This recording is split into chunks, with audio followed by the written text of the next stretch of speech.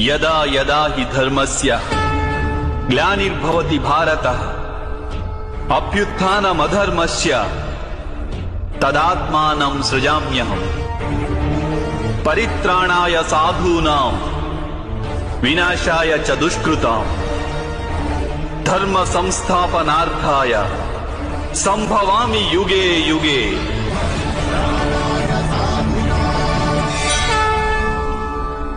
ఎప్పుడెప్పుడు ధర్మానికి హాని జరుగుతుందో, ఎప్పుడెప్పుడు అధర్మం వృద్ధి చెందుతుందో అప్పుడప్పుడు సత్పురుషులను ఉద్ధరించేందుకు, అధర్మపరుల వినాశనానికి, ధర్మాన్ని పునఃస్థాపించేందుకై నేను జన్మిస్తుంటాను.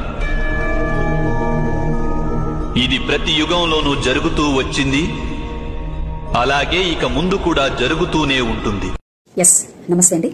భగవద్గీత 4వ అధ్యాయము 7-8 శ్లోకాలు మానవుడి హృదయంలోనే ఉన్నటువంటి మాధవుడు యుక్తకాలంన తనను తాను బయలుపరుచుకునేటువంటి విధానాన్ని తెలియచెప్తుంది. అయితే ఈ 2 శ్లోకాలకు బేస్ ఏది అంటే భగవద్గీత 18వ అధ్యాయము 66వ శ్లోకము. అయితే దీనిని బైబిల్ మరియు భగవద్గీత రెండింటి ఆధారంగా మనం ఆలోచించినప్పుడు మొదటిగా భగవద్గీత 4వ అధ్యాయము 7వ శ్లోకంలో చెప్పినట్లుగా ఎప్పుడెప్పుడు మరియు ఎచ్చటెచ్చట ధర్మాన్ని ఆచరించుటకు హాని కలుగుచుండును మరియు అధర్మము వృద్ధి చెందుతుందో ఆ సమయంన నేనే స్వయముగా అవతరించెదను అని సెలవిస్తుంది. ఇంతకు మానవుడి యొక్క ధర్మము అనగా ఏమిటి అంటే జన్మతః మానవుడు తమోగుణం, రజోగుణం, సత్వగుణము అనేటువంటి ధర్మాలను ధరించి ఎవడెవడు ఏ స్థితిలో ఏ స్వభావాన్ని కలిగి ఉన్నాడో ఆయా ధర్మాలను ప్రకారము కార్యం చేస్తూ ఉంటాడు లోకంలో. అయితే సర్వధర్మాన్ని పరిత్యజించినప్పుడు అనగా తమోగుణం, రజోగుణం, సత్వగుణం ఈ మూడింటిని వదిలివేసినప్పుడు అప్పుడు ధర్మం ఆచరించడానికి మనసుకు ఏ విధమైనటువంటి స్కోప్ ఉండదు. అనగా మనసు ఖాళీ అయి ఉంటుంది.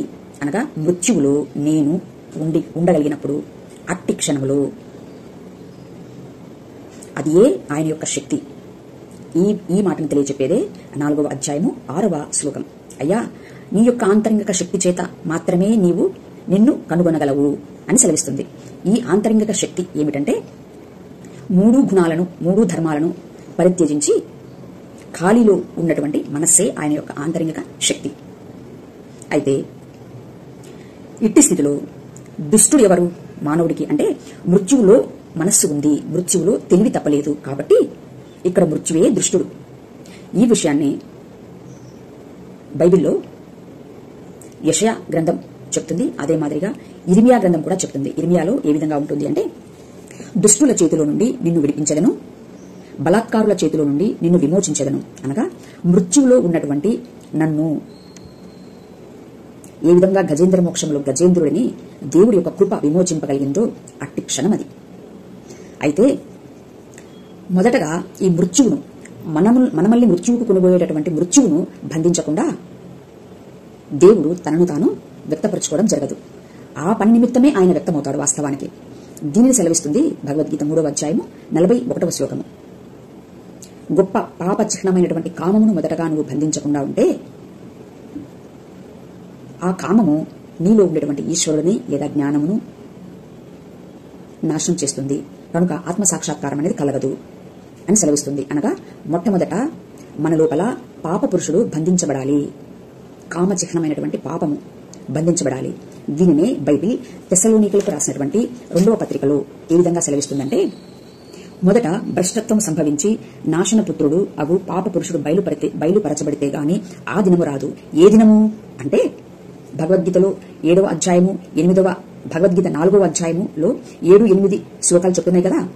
ఎప్పుడెప్పుడు ఎచ్చటెచ్చట ధర్మానికి ఆచరించడానికి హాని కలుగుతుందో అక్కడ దుర్మార్గులను శిక్షించుటకు సాధువు అంటే శరణార్థులైనటువంటి వాడు ఎవడో సర్వధర్మాన్ని పరిత్యజించి శరణు పొందుతాడు కదా, వారు సాధువు. ఒంటరైనటువంటి మనస్సు అనగా ప్రాణం పోయి తెలివి తప్పని క్షణములో అట్టి క్షణములో మన మొరను ఆలకించేవాడై ఉంటాడు పరంధాముడు. అట్టి మొర ఆకాశ మహాకాశములను చీల్చగల శక్తి గలదై ఉంటుంది. అప్పుడే సహస్రారం ఓపెన్ అవుతుంది. సహస్రారంలో ఉన్నవాడు ఎవరు, పరమపురుషుడు ఎవడు, వాడిని మానవుడు కనగలుగుతాడప్పుడు, అనగా దర్శించడం జరుగుతుంది. అది ఏ సోహం అనే దాంట్లో అర్థం. ఇది ఏ అహం బ్రహ్మాస్మి అనుభవంలోనికి మానవుడు ఎంటర్ అయ్యేటువంటి విధానం. సహస్రారమున ఉన్నవాడు ఎవడు, దేవుడి యొక్క ఆలోచన ఎవడి యందు సంపూర్ణం చేయబడిందో, అదృశ్య దేవుని యొక్క సంపూర్ణ స్వభావము ఎవడి యందు పరిపూర్ణమయ్యున్నదో, వాడి యొక్క ప్రాణముతో ఈ మనస్సు కలయిక జరగడం జరుగుతుంది. దీనినే యోగము అని అంటారు. అనుభవపూర్వకంగా ఇట్టి స్థితిలో మేము క్రీస్తును కన్నాము.